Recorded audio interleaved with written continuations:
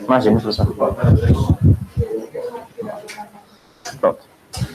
Boa tarde, pessoal. Meu nome é André, sou R4 aqui intensiva e vou apresentar hoje a revisão sobre terapia antimicrobiana combinada.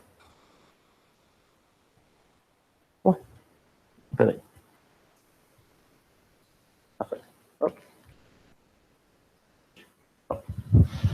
Só um pouquinho da nossa programação. A gente vai falar um pouquinho sobre, então, a história da terapia antimicrobiana combinada, um pouquinho do racional, né, por que usar 2 antibióticos juntos, as indicações mais comuns, a gente vai passar rapidamente por elas, e a gente vai se aprofundar um pouquinho mais nos bacilos gram-negativos multidrug resistant, que eu acho que é a parte um pouquinho mais relevante aí no nosso dia a dia, clinicamente, e mais polêmica também, mais interessante a gente discutir. E aí, nesse tema, a gente vai falar um pouquinho sobre a classificação das bactérias, os mecanismos de resistência rapidamente, e aí, finalmente, o que está todo mundo querendo saber, que são as evidências. Só um pouquinho da história. Bom, a história dos antibióticos não é tão longa assim, afinal, em 1928, foi quando descobriram o primeiro antibiótico, né, o Alexander Fleming descobriu a penicilina.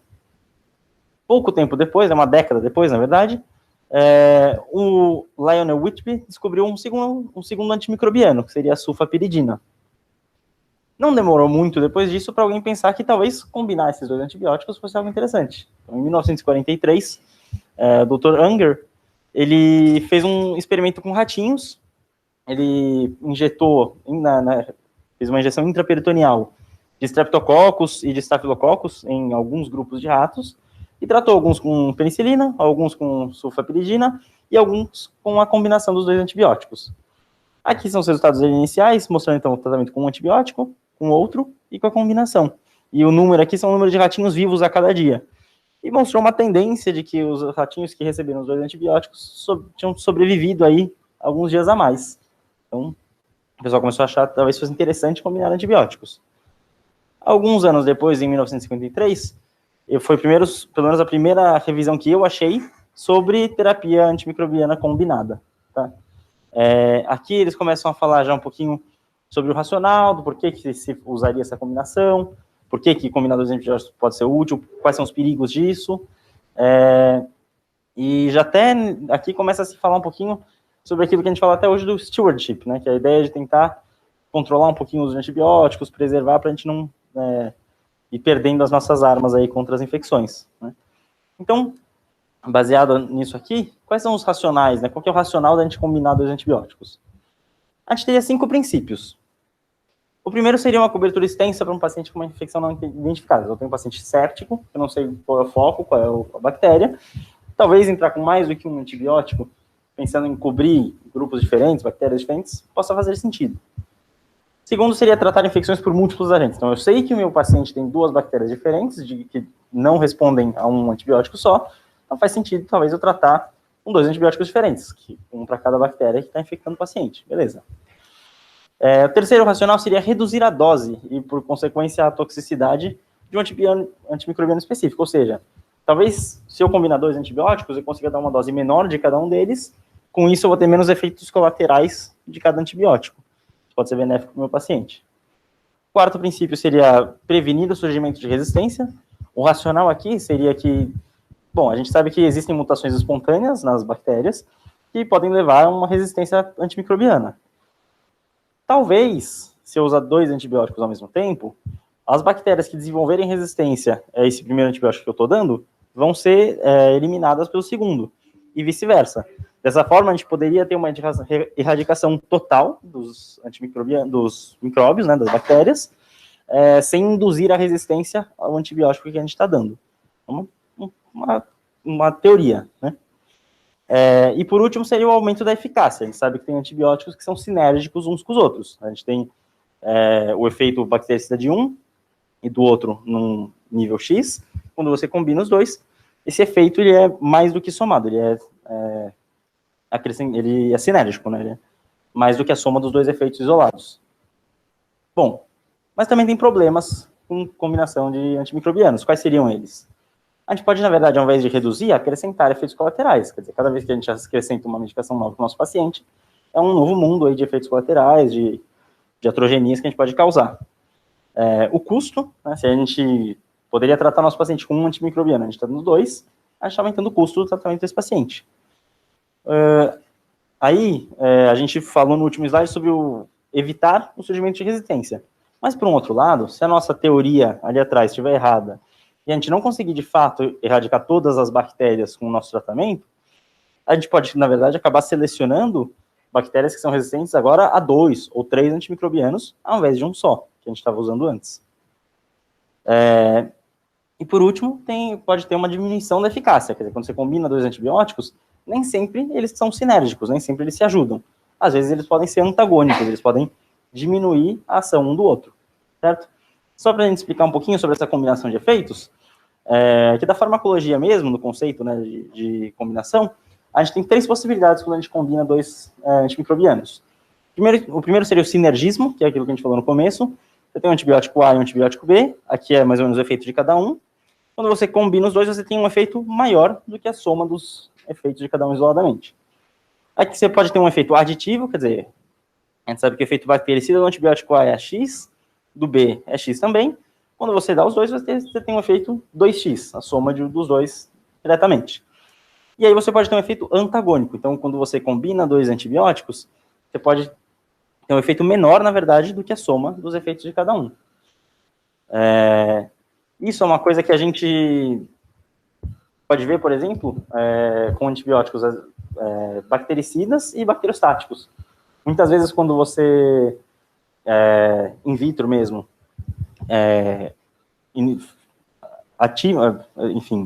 infunde um antibiótico bacteriostático, você reduz o metabolismo da bactéria, você reduz o turnover celular, e muitas vezes isso faz um efeito negativo para alguma outra substância que seja bactericida, porque você tem um menos influxo dessa substância para a bactéria, e aí você pode ter, então, um efeito antagonista. Beleza, quais são as indicações mais comuns? Quando eu comecei a ver terapia combinada, a primeira coisa que vem à cabeça é BGN, MDR e tal, mas quando você para para pensar um pouquinho mais, você vê que no dia a dia tem várias situações que a gente usa antibióticos combinados. TB seria uma dessas situações, quer dizer, a gente usa 4 antimicrobianos de uma vez, justamente para não ter a indução de resistência, que a gente falou lá naqueles princípios iniciais. Para tentar fazer uma erradicação total do micobactério. Na endocardite infecciosa, a gente tem a associação de beta-lactâmicos e aminoglicosídeos, por exemplo, com efeito sinérgico para o Staphylococcus aureus. Na pneumonia grave, onde a gente associa um beta-lactâmico com um macrolídeo, tem aí 2 possíveis racionais, né? Pode ser, a gente pensa às vezes num maior espectro de cobertura, mas tem também a questão de um possível sinergismo entre o beta-lactâmico e o macrolídeo.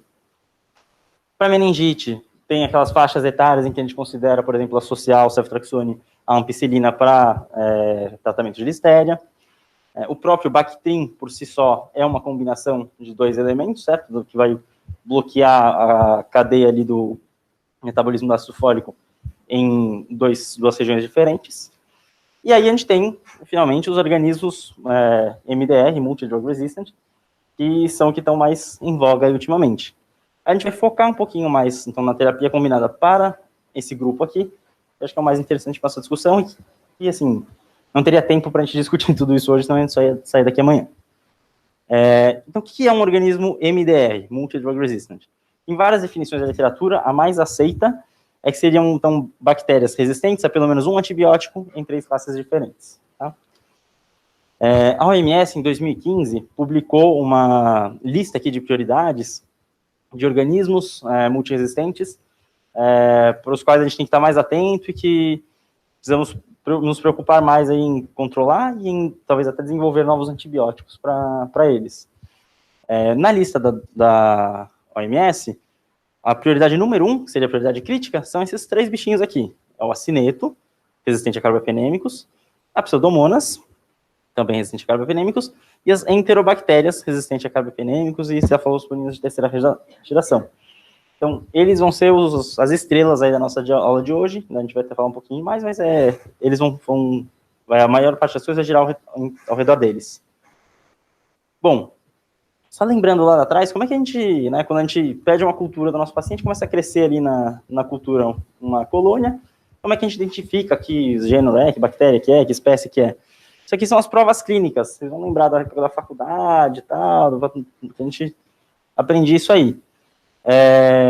A gente geralmente não faz o teste da glicose, né, a fermentação da glicose, ver se é positivo ou negativo, depois a oxidase, e aí, conforme vai sendo o resultado sequencial desses exames, depois da lactose, e conforme o resultado sequencial desses exames, a gente vai jogando a nossa bactéria em grupos diferentes.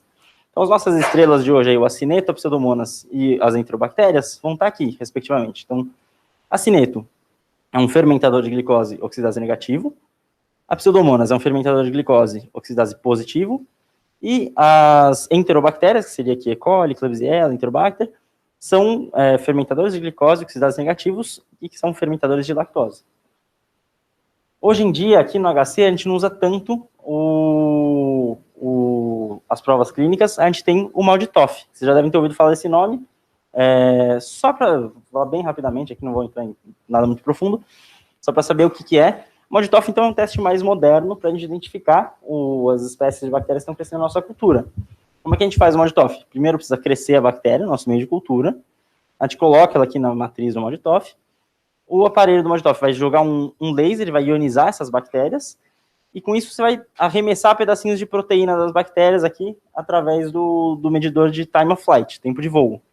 Dependendo do tempo de voo, das características específicas dessas proteínas, né, de cargas e de massa, etc., ele vai fazer um padrão aqui que vai ser lido nesse espectrofotômetro, e aí, assim, você identifica qual é o tipo de bactéria.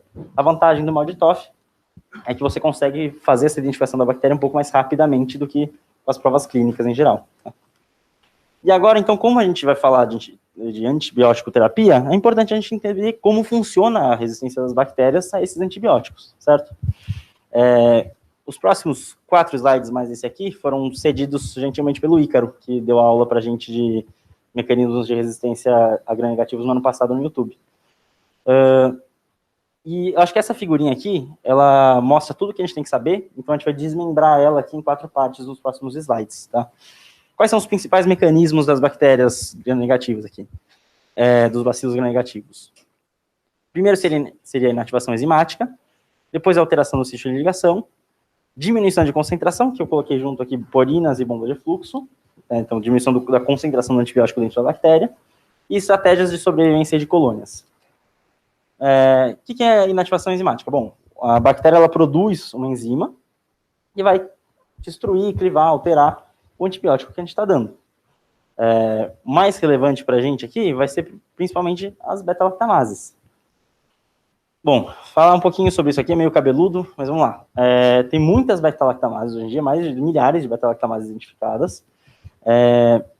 E por que não adianta só a gente saber o que é uma beta-lactamase?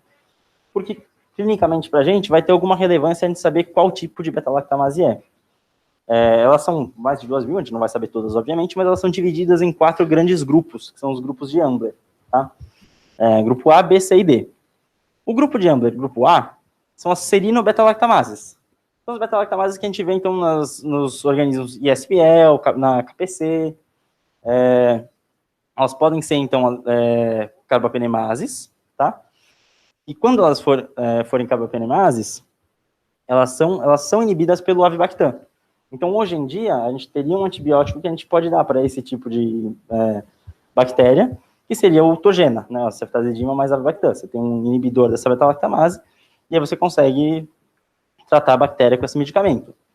Na classe B de Ambler, a gente tem as metalobeta-lactamases. Vocês já devem ter ouvido falar do NDM, né, New Delhi metalobeta-lactamase, SPM, VIN, isso aí são tudo, então, metalobeta-lactamases. Mais uma vez, é uma enzima que cliva os beta-lactâmicos e que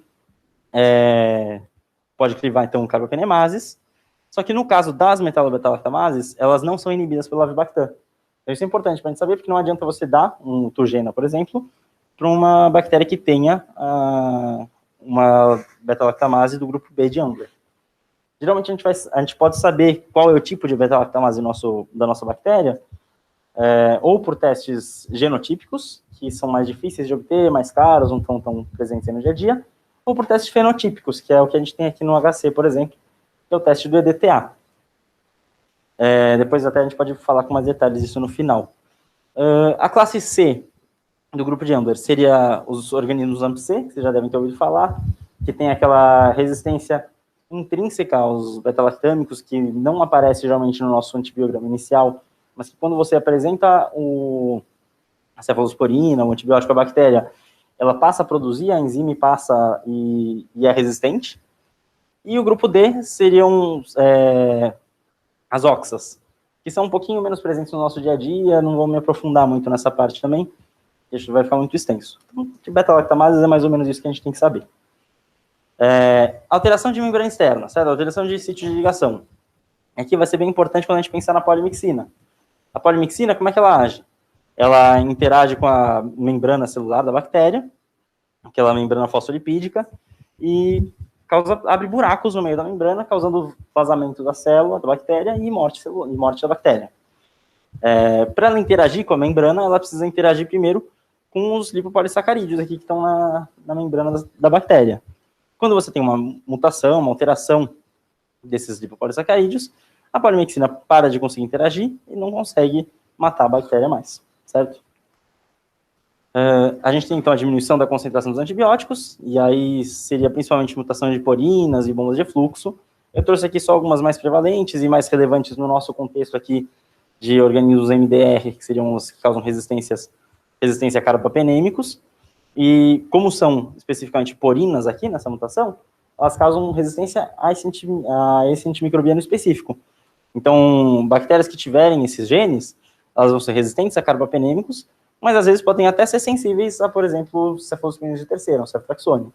E se for um antibiograma assim, eles podem até tratar com ceftraxone, não tem problema. E,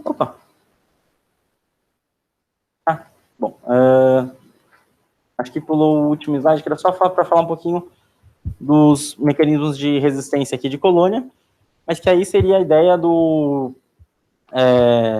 da heterorresistência, de você ter colônias que, às vezes, alguns organismos são resistentes, alguns são suscetíveis, e que isso pode também dificultar o nosso tratamento das bactérias. Beleza. Então, o basicão, a introdução era isso, vamos falar um pouquinho das evidências, do que a gente tem para tratamento aí de MDR. Terapia dupla com carbapenêmicos. Não sei se vocês já ouviram falar, a ideia é associar 2 carbapenêmicos mesmo, meropenem e ertapenem, meropenem e imipenem. Qual é o teu racional? Se um é bom, 2 deve ser melhor. Mentira, não é isso. A ideia é que talvez você tenha afinidades diferentes dos antibióticos pela carbapenemase. Se você tiver, nesse racional, você teria um dos antibióticos agindo como se fosse um sacrifício, ele ocuparia o sítio de ligação lá com a enzima, com a carbapenemase, enquanto que o outro antibiótico teria o efeito bactericida. Bom, faz algum sentido, tá bom. Em 2011, saíram estudos aí que mostraram alguns testes in vitro que pareceram demonstrar um benefício, que talvez isso ocorresse mesmo. Em 2013 foi o primeiro relato de caso que eu achei de tentativa desse tratamento do Dr. Giamarello. E ele, bom, é um relato de caso, ele disse que deu certo. E aí, o que a gente tem de evidências melhores? Em 2020 saiu essa meta-análise aqui chinesa, tá? Ela pega 21 estudos, são principalmente séries de casos, mas pega 3 cortes retrospectivas, estudos casos controle, tá? Nenhum randomizado nesse assunto.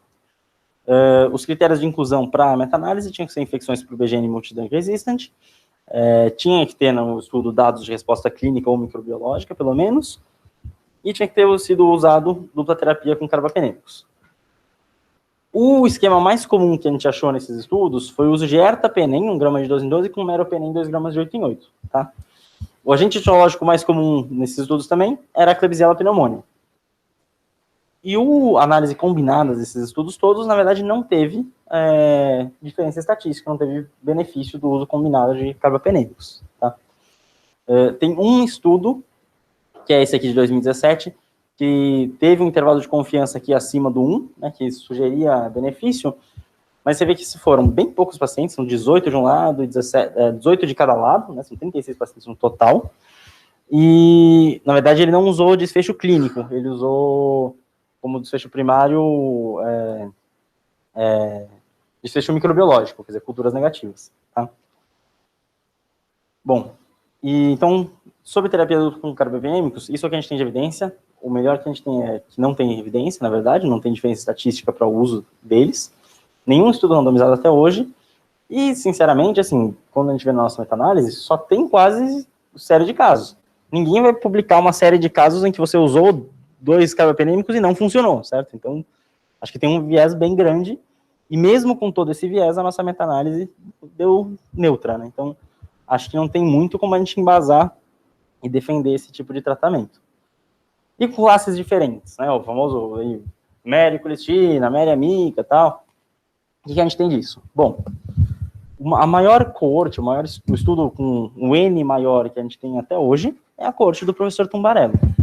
Foi um estudo italiano, bom, o professor Mário Tumbarello é italiano, mas foi um estudo bem grande aqui, com 661 pacientes. Os critérios de inclusão eram assim, pacientes adultos que tinham infecção por Klebsiella pneumoniae produtora de carbapenemase, tá? Podia ser qualquer sítio, e eles dizem que o objetivo do estudo era identificar os preditores de mortalidade em 14 dias.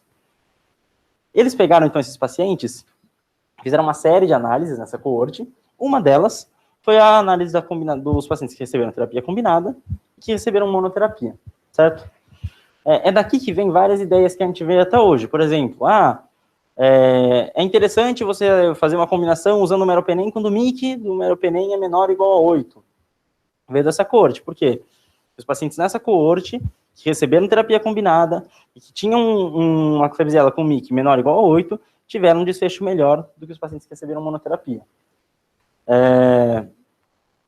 Então, a mortalidade aqui é a totalidade dos pacientes, né? 225 foram a óbito, 30% dos pacientes que receberam terapia combinada foram 30%, dos que receberam monoterapia, 38%, com um P aqui significativo.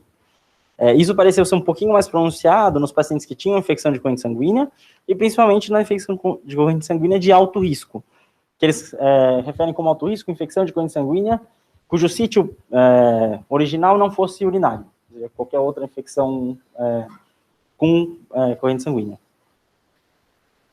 Então tá bom. E aí, como que ficaram esses dois grupos aqui na coorte do professor Tumbarello? Os pacientes que receberam monoterapia, eles têm uma diferença bem importante da terapia de combinação, que é o quê? A idade. Em qualquer estudo que a gente vê, em qualquer doença que a gente vê, idade é sempre um fator de pior prognóstico, né? E a gente vê que tem um P bem aqui, né, pequeno, uma diferença importante de idade, 61 anos versus 64. E tem a questão do choque aqui, né? Os pacientes que receberam monoterapia, eles estavam menos chocados do que os pacientes que recebiam terapia combinada, né?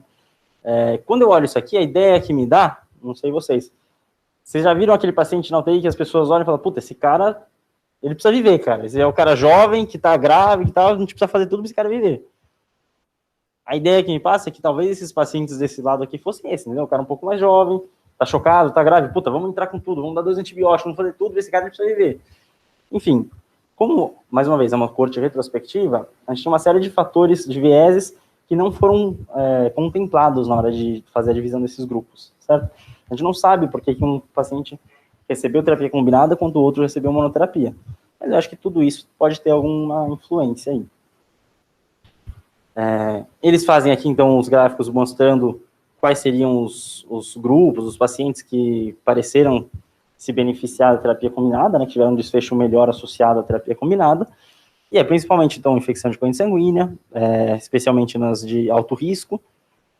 E, de novo, aqui nos pacientes que têm um MIC menor ou igual a 8 para meropenem, pareceu que a combinação de terapia foi melhor, especificamente a combinação com o meropenem, que seria essa barrinha aqui menorzinha com relação à monoterapia.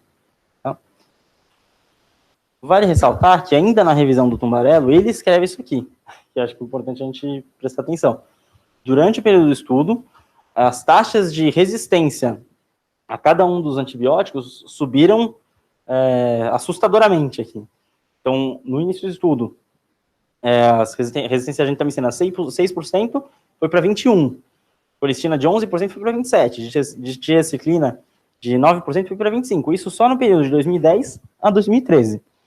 Então, assim, acho que é uma coisa para levantar um alarme na nossa cabeça e pensar se a gente está fazendo realmente um uso racional desses antibióticos, né?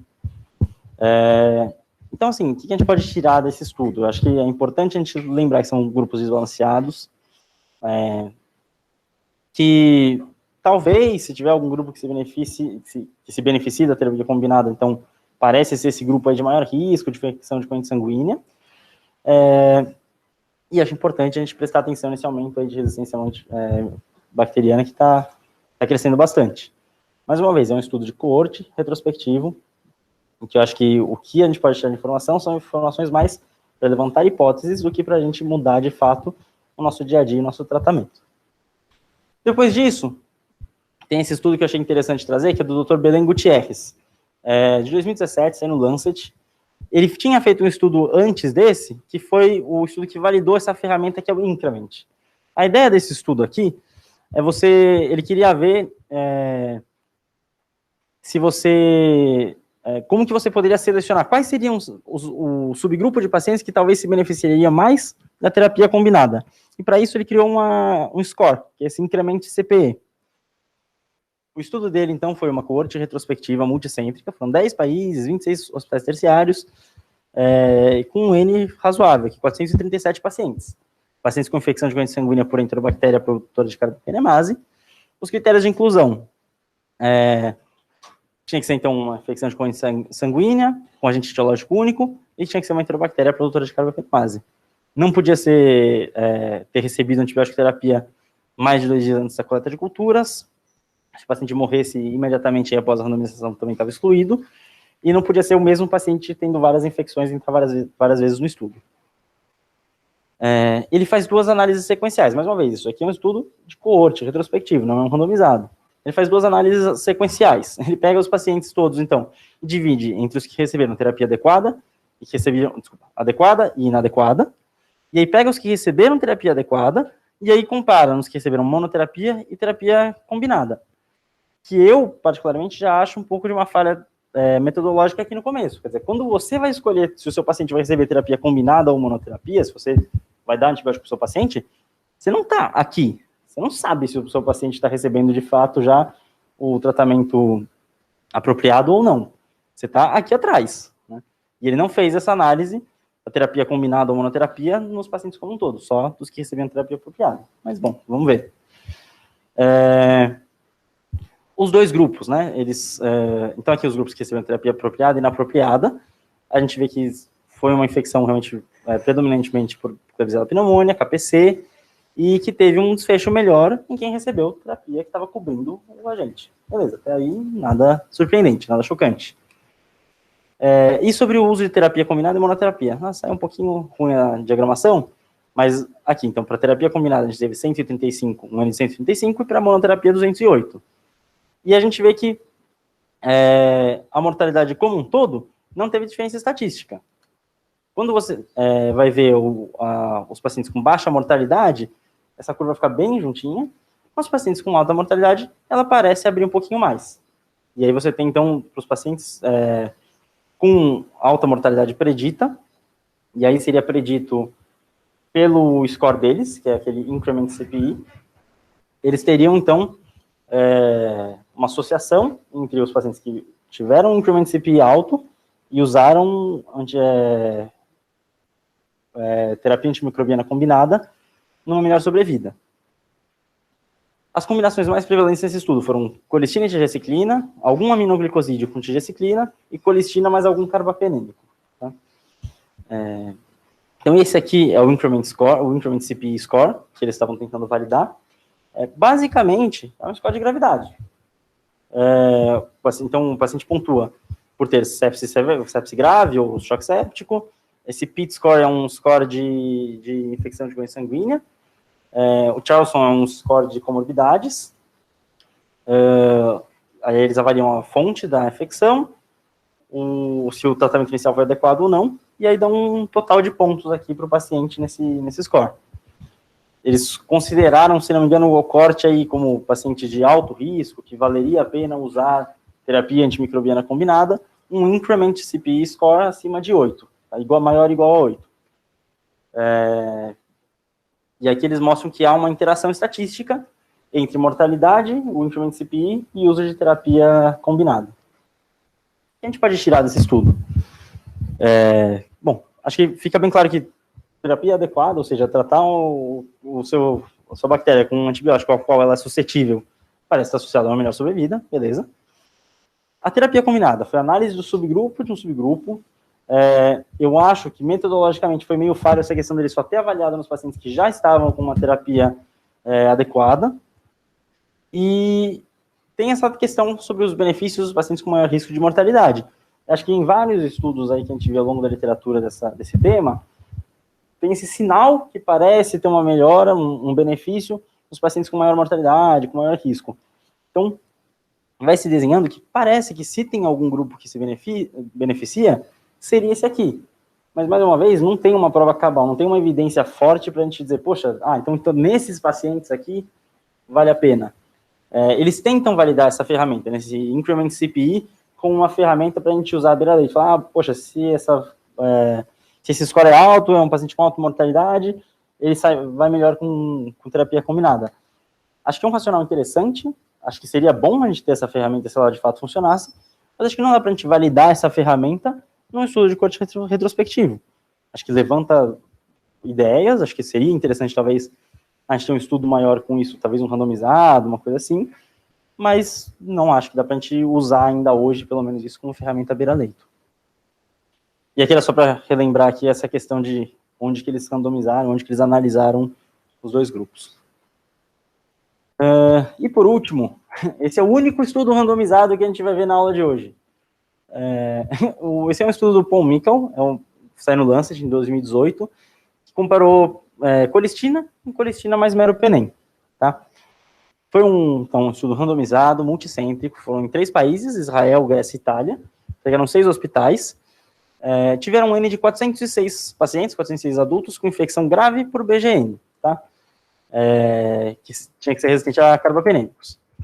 Com critérios de inclusão, adultos, infecções graves, então eles consideravam infecção de corrente sanguínea, PAV confirmada ou suspeita, e sepsia urinária. E com relação ao agente etiológico, tinha que ser um bacilo gram-negativo sensível à colistina, e resistente a carbapenêmicos, e resistente a todos os antibióticos, exceto colistina, aminoglicosídeo, subactam, etacequina, tigecyclina e cotrimoxazol. Beleza. E quais são os critérios de exclusão?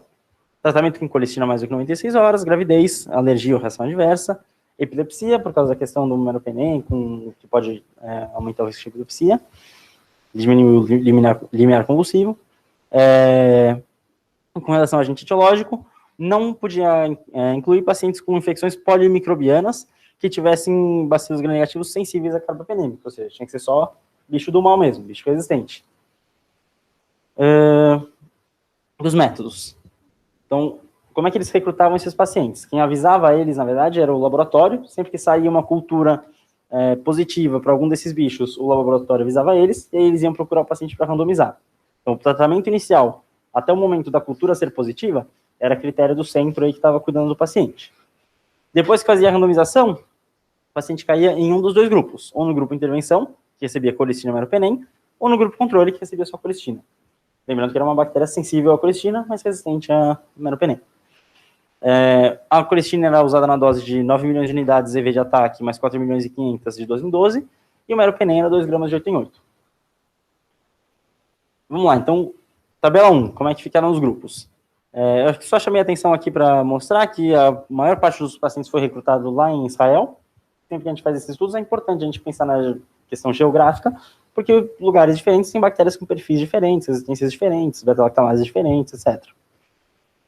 Mas, de fato, eram 2 grupos bastante semelhantes. O perfil dos pacientes na apresentação. Os 2 grupos graves, né, bastante paciente com uso de ventilação mecânica, com necessidade de suporte hemodinâmico, um SOFA alto aqui, entre 5 e 6 nos 2 grupos, certo? E com relação ao perfil de infecção, o grosso aqui, a grande maioria, a esmagadora maioria, foi com Acinetobacter, tá? Enterobactérias, pseudomonas, foram bem menos aqui, 17%, 7%. O MIC, né, do meropenem, que a gente tinha toda aquela história lá de trás do tumbarela, que talvez um MIC menor ou igual a 8 se beneficiasse, aqui a gente não consegue tirar muita informação nesse sentido, porque as bactérias aqui, quase todas tinham um MIC bastante alto para o meropenem, era tudo maior do que 8. E com relação ao tipo de infecção, a gente tem bastante bacteremia, bastante infecção de corrente sanguínea, bastante PAV também. Tá bom. Como que foi feito o tratamento inicial dos dois grupos, né? E o tratamento inicial era feito antes da randomização, antes do paciente entrar no estudo. Foi bem semelhante. Você tem uma taxa de acerto aqui no antibiótico de cerca de 50% nos dois grupos. E a gente já sabe que você acertar o antibiótico de cara parece dar um desfecho melhor para os pacientes. E qual que era o desfecho primário deles? Eles consideram como desfecho primário sucesso clínico do tratamento após 14 dias. O que é sucesso clínico do tratamento? É o paciente estar vivo após 14 dias, ter uma pressão sistólica maior do que 90 sem uso de vasopressores, para não estar chocado, ter um SOFA que está estável ou em melhora, uma relação PF estável ou em melhora se o paciente tinha uma pneumonia, e culturas negativas. Certo? E os desfechos secundários, eles avaliaram aqueles que a gente já imagina mesmo. Assim, então, mortalidade em 14 e 28 dias, surgimento de resistência, necessidade de alteração do esquema terapêutico, culturas persistentemente positivas, tempo de internação em UTI e alguns eventos adversos, insuficiência renal e diarreia. O desfecho primário aqui, infelizmente, não teve diferença, certo? E aí, na análise dos desfechos secundários, a mortalidade em 28 dias, tanto 14 aqui no meio, né, que vocês conseguem ver, quanto 28, não teve nenhuma diferença estatística. Mas com relação ao evento adverso, a gente viu que os pacientes que receberam só colistina, eles pareceram ter um pouco mais de ira no começo, mas que em 28 dias se equalizou com outro grupo. Enquanto que o grupo que recebeu o tratamento combinado, colistina mais meropenem, teve uma diferença estatística aqui na quantidade de diarreia. Os pacientes tiveram bem mais diarreia quando receberam colistina e meropenem. Outros desfechos secundários importantes, surgimento de resistência. Não teve diferença estatística entre os dois grupos, mas teve uma tendência aí a maior desenvolvimento de resistência nos pacientes que receberam terapia combinada. Tá? Isso resistência para carbapenêmicos. E o que a gente pode tirar de conclusão, então? Acho que esse é o único estudo randomizado que a gente conseguiu ver nesse assunto. O pool aí maior de pacientes tinham infecções por Acinetobacter, então acho que é para esse lado que a gente consegue puxar mais a nossa evidência mesmo. E nesses pacientes não teve benefício em fazer terapia combinada de meropenem e colistina.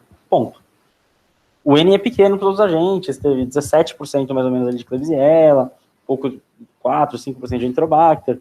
Mas para Cineto, eu fico bem confortável em dizer que associar colistina e meropenem não parece trazer nenhum benefício mesmo. Então, depois de tudo isso, o que a gente pode dizer sobre terapia antimicrobiana combinada, principalmente no contexto aí de bacilos gram-negativos MDR? A gente tem poucas evidências de qualidade, bem poucas. O racional, a gente tem racional tanto para defender quanto para criticar o uso desses antibióticos combinados. Dá para pensar nas duas coisas. O que vai definir para a gente realmente é o que a gente tem de evidência. E a melhor evidência que a gente tem até agora não mostra nenhum benefício, na verdade, da terapia combinada. A gente tem várias coisas que instigam a nossa vontade de saber mais, de querer estudar, de querer fazer mais estudos, mas a gente não tem provas aí cabais de que a associação antimicrobiana nesse contexto, pelo menos, traz um benefício para o paciente. Então, a minha impressão pessoal é que eu acho que a gente precisa de mais estudos, sinceramente. Assim. E acho que é uma condição que é bem factível, na verdade. Eu não acho impossível fazer estudos nesse tema. Eu até me surpreendi por não ter achado mais coisas, realmente, porque acho que, enfim, por mais que sejam infecções um pouco mais raras, não é uma coisa que você vê todo dia, enfim, acho que é factível fazer um estudo nesse sentido, e acho que teria que andar nesse sentido mesmo, para a gente conseguir adotar, de fato, no dia a dia essa conduta. É isso.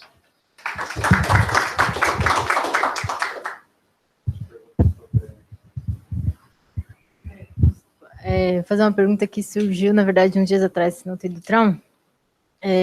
Tinha uma paciente com uma CLEB, que era ISBL, e era sensível, fenotipicamente sensível a mero, e ela ficou com mero nos primeiros dias, e depois saiu o imunocromatográfico, e aí tinha um gene KPC. E aí, especificamente nesse tipo de paciente que tem um genótipo, você sabe que pode predispor ela a desenvolver o fenótipo de resistência, mas que ainda não tem, é uma infecção de corrente sanguínea. Agora eu estou pensando não o contrário, não associar mero para uma coisa que já é resistente, mas tipo, de associar colistinas. Pensando no que você estudou, você acha que dá para responder essa pergunta? Só para ver se eu entendi, que até a ideia é, naquele primeiro momento onde você ainda não tinha o gene e tal, vocês entraram com mero. E aí a ideia é se você associaria a colistina depois. Ou se você daria só a colistina. Ou se trocaria por colistina, alguma coisa assim. Sinceramente, até assim, a princípio, eu acho que se fenotipicamente a bactéria é suscetível, você tratou e o paciente está melhorando, eu acho que eu não vejo sentido você escalonar a terapia. O que eu sei realmente de bactérias que fenotipicamente apresentam uma resistência e depois demonstram uma resistência que não estava expressa, é o AMP-C, principalmente. Para KPC, especificamente, eu nunca ouvi falar nesse tipo de fenótipo. Eu não sei se o professor conhece, já viu algum caso.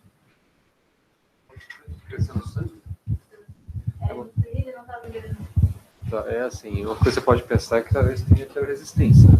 Na verdade, você tem um pulmão. E você isolou, o gene você isolou da porção que era a KPC. Cresceu foi o que predominava, que eram os SBLs. É assim. Em geral. Não. Uma coluna só? Aonde? Desculpa. Porque saiu no bem no teste de alerta. Uhum. Ela pega uma colônia e bota na verdade, ele pega assim, uma colônia que, mesmo na colônia, pode ter heterogeneidade. Né? E assim, é que quando você tem teste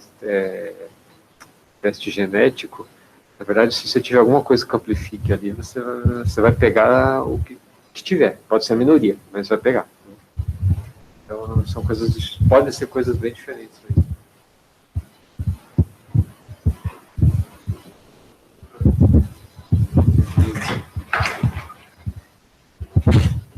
Primeiro, parabéns, a aula foi excelente, cara. Eu vou tentar formular uma pergunta, não sei se eu vou conseguir, tá certo? Quando se faz esses estudos utilizando antibióticos, se avalia a indução de resistência dentro dos pacientes.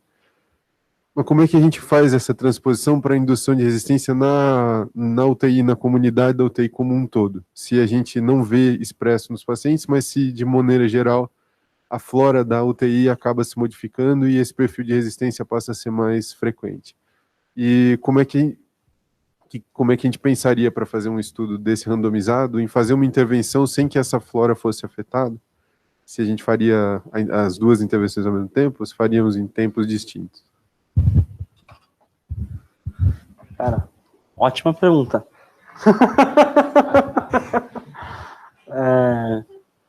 Sinceramente, cara, não sei te dizer, assim, os estudos, eles realmente avaliam a resistência dentro dos pacientes que estão lá. As resistências da unidade, o que a gente costuma fazer aqui no HC, o que a gente vem fazer em geral, é por meio de SWAB mesmo, né, que o pessoal faz a vigilância em geral. Então, eu imagino que seria talvez uma combinação disso, você fazer o estudo com os pacientes e fazer um estudo da unidade para o SWAB, talvez comparar, é a única coisa que eu consigo pensar mesmo. Agora, era dos pacientes, das culturas dos pacientes que saíam no laboratório, mas eu acho que o único jeito de fazer uma cultura da unidade seria talvez você comparar as duas coisas. Não sei se o professor pensa em alguma outra coisa. Queria dizer, André, ótima questão essa, Guilherme. Mas assim, tem algumas metodologias de estudo que podem até facilitar isso, né? Uma delas são os clusters, né? Então, talvez seja a melhor forma de você conduzir um estudo desse. Em vez de randomizar os pacientes, randomizar as UTIs. E vai precisar de um período de washout longo entre eles, né? E é claro, assim, para controlar o ambiente, acho que vai ter que ser, assim, só o aparecimento ou não de bicho multi-R, e o outro é SWAB dos pacientes e do meio para quem consegue fazer isso. Lembrando que os SWABs são um pouco sensíveis, tanto do paciente quanto do meio. Acho que vocês já devem ter visto um monte de SWAB ali que chega doentes de fora, tal, vem negativo, e o segundo e o terceiro vem positivo para KPC. Isso não quer dizer que é nosso, né? Assim, epidemiologicamente não quer dizer que assim, teoricamente, assim, enfim, só lembrar que o primeiro grupo que vocês são os australianos, eles não têm multi-R, né? Então quando aparece é que veio de fora. Então, bom, perfeito. Mas assim, ó, só para você ter uma ideia da importância dessa sua questão, vamos lembrar lá dos estudos norte-americanos, do pré-pós, da UTI cirúrgica. O primeiro nome, o nome começa com H, isso aí, ele mesmo, Ranjek, né? H-R-A-G. Só lembrar que no estudo deles, o primeiro momento foi o momento liberal, o segundo momento foi o momento restritivo, em anos consecutivos. Tá? Só que teve mais multiresistência quando foi restritivo o uso do antimicrobiano. Assim, os doentes morreram menos, os chocados morreram menos, que mais? Usaram muito menos antibiótico, muito mais tempo livre de antibiótico, só que teve mais multiresistência. Aí você para perguntar, por quê? Não dá para saber, mas provavelmente foi um carry-over, né? Um ano você selecionou todo mundo que foi ter efeito ano que vem. Então, assim, é uma pergunta bem relevante. Né? E eu acho que um jeito de fugir disso é só randomizar o TI. E vai ter que fazer crossover. Quando for fazer o crossover, tem que deixar um pedido de washout ali de muito tempo.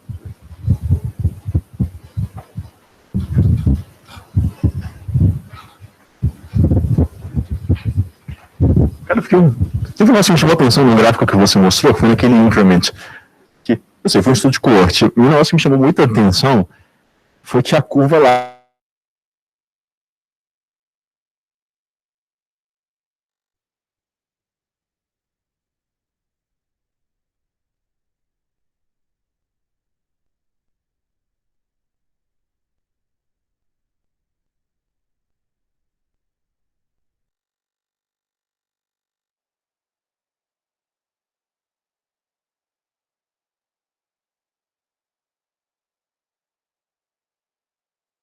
orgânicas ao longo do tempo e eventualmente em algum momento ele melhora.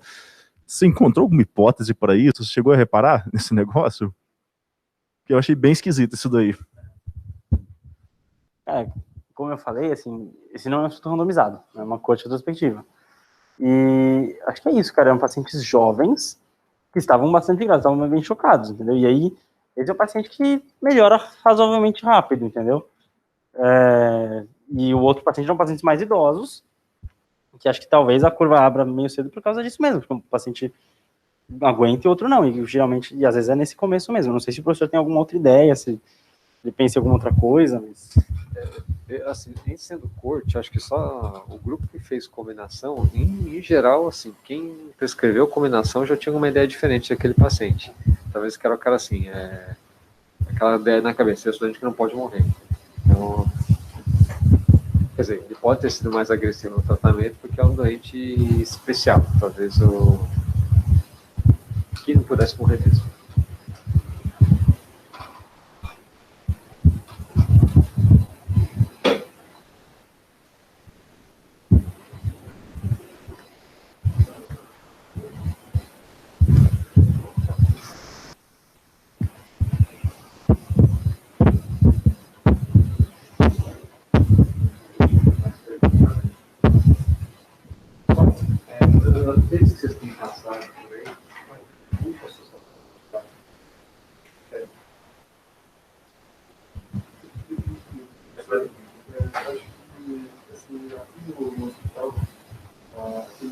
A combinação ela é menos frequente, acho que muito desse racional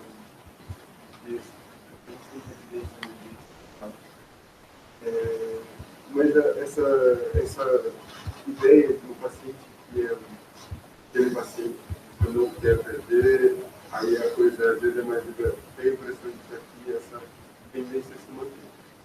Agora, nos outros aspectos complexos, eu falo no Unicor, aí essa associação é bem mais frequente. E na maior parte das vezes é uma associação que não vem guiada por nenhuma cultura, é mais um paciente grave e para uma associação combinada. Meio que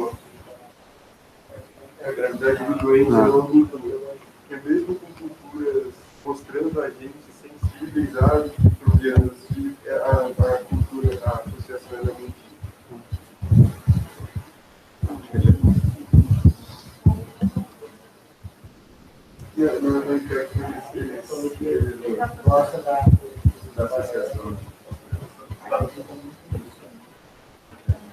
Lá no teste que eu vou pôr, quase todo mundo com antibiótico combinado, o negócio que vê muito frequência assim, entra com antibiótico, ele não melhorou em um dia, entra outro, ele não melhorou no outro dia, entra outro, ele vai somando. Então, já vai estar com 5 antimicrobianos ao mesmo tempo, aí, o antibiótico tem uma cultura positiva.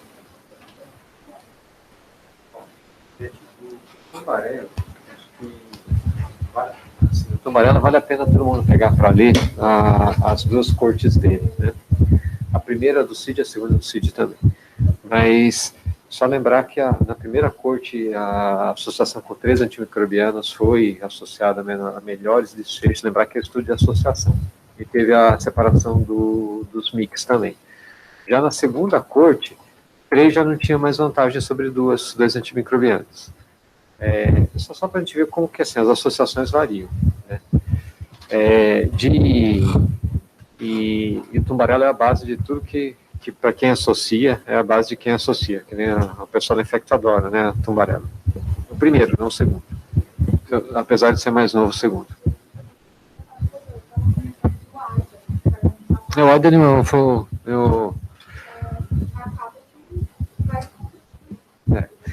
o AIDA, mostra por favor o AIDA. O AIDA é um estudo bem interessante. A pergunta primária dele era para KPC, né? Só que só teve 70 e quase, acho que 77% dos estudantes tinham CTC ao AIDA. Tá? Do que?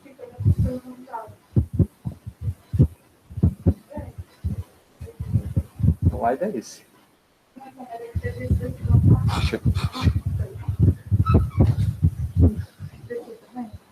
Também foi da equipe do AIDA, é o mesmo grupo. Porque esse foi randomizado, ele mostrou que não teve benefício. Sim, com o mesmo, assim, do AIDA, né?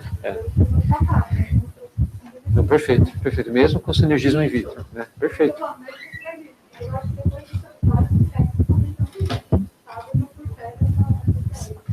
E o AIDA, ele tem outros recados, né? Assim, depois, gente, pega para ler o AIDA. Vocês vão ver assim, falência clínica, por exemplo, né? Isso a gente comentou até semana passada lá, né, numa das visitas no 11º. Assim, meus doentes com acineto, frequentemente, até o 14º dia, eles estão tendo febre, tendo leucocitose, estão taquicárdicos. Não quer dizer que a mortalidade não é alta deles. E isso com terapia, seja combinada, seja não combinada, mais ou menos 75% dos doentes chegam no 14º dia ainda sintomáticos. Não quer dizer que eles trataram todo esse tempo, alguns pararam antes. Então, assim, só para a gente lembrar que mesmo a monitorização não é muito perfeita. Né? E essa história do sinergismo, do MIC abaixo, só lembrar que quem associa, mas a maior parte das pessoas nem olha o MIC no meropenem, né? Pode ser 16, 32, 64, o que for, está dando meropenem junto aí.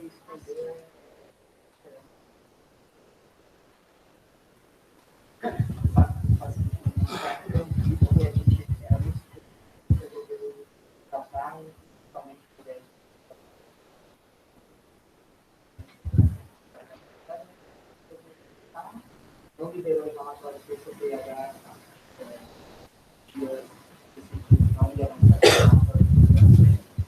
e daí falou, vamos deixar aquele dia aqui sem 2 minutos mesmo. Durante a noite já não, é uma APC e uma questão de fitoterapia. Não olhou o foco de infecção, não olhou o mito, não olhou nada.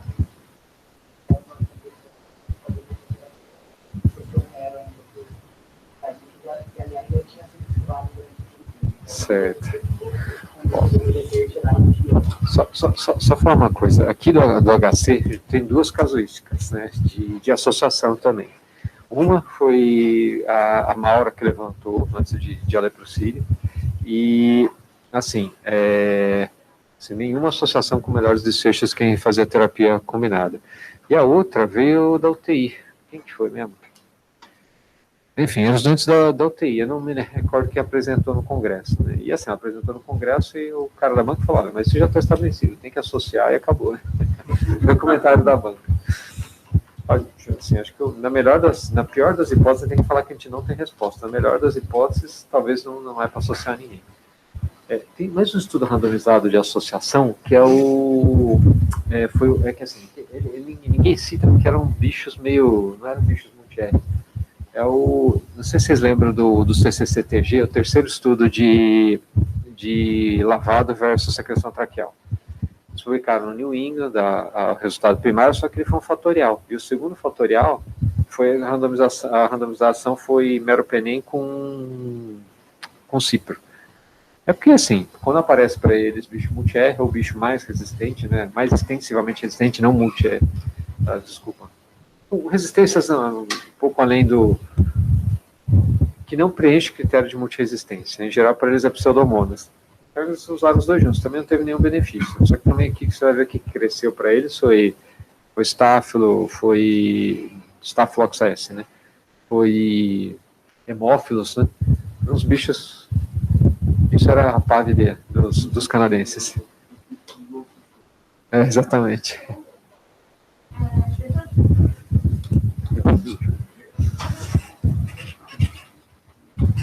Essas metalos, que às vezes eu já vi aqui de vez em quando, já vi um NDM, o que a gente tem de opção? Porque não tem, né?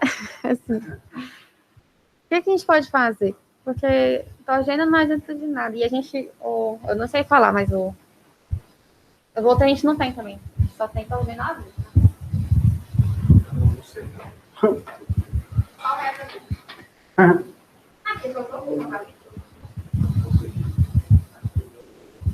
Vocês queriam dar essa primeira e O racional de você fazer seu usuário também como é muito bom. Acho que ele é bem legal. na hora que você vai tirar tem saber se eu vou apoiar Você já tem instalado, você pode usar desse. Agora sim, eu acho que eu melhor resposta para isso não pode chegar nisso. mas esse eu vou fazer uma esse que eu vi não era nosso, esse veio de fora. Ah, veio de fora. Deu um café, tem sangue.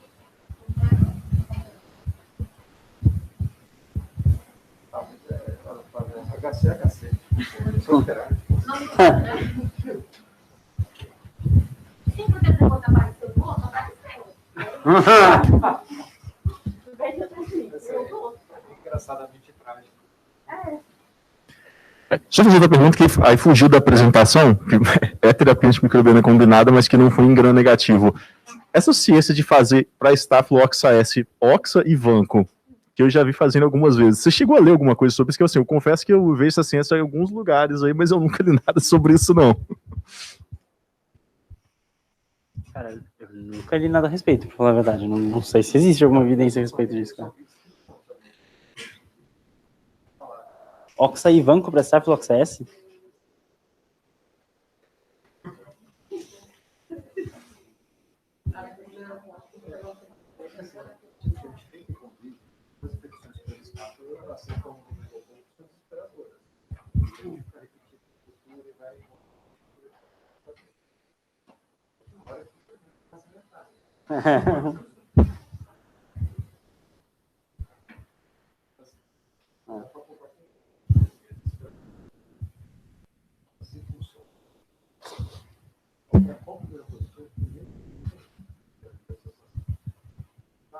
Você trata em muito lugar que a gente tem uma evidência de associação pela resistência, pelo tempo longo de proteção, são os micobacterióticos.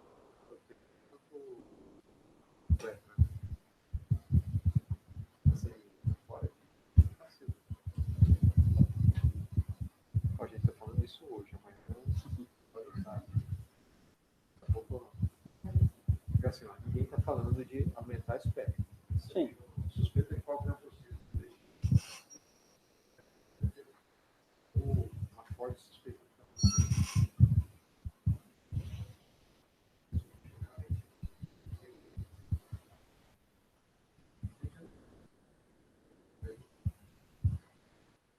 A gente vai poder você choque sério com funções dos órgãos, piorando função renal, e é um pior, desculpa, é um preocupado. dão. Dele acho que ninguém mais dá agora, né? Tipo, pode. Vocês dão AMP sozinho ou dão AMP com.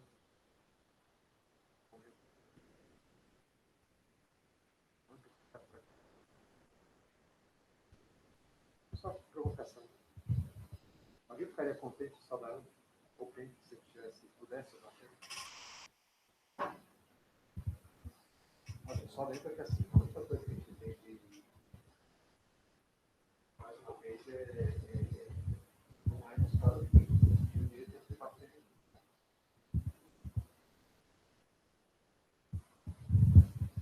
Só para pensar um pouco aí.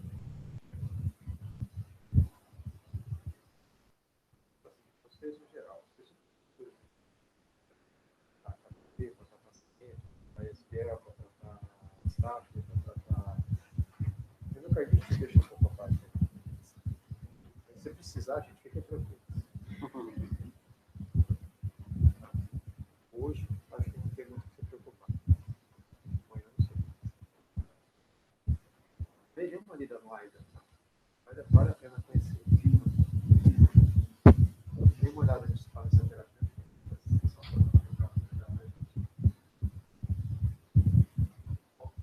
Quem tem alguma colocação mais?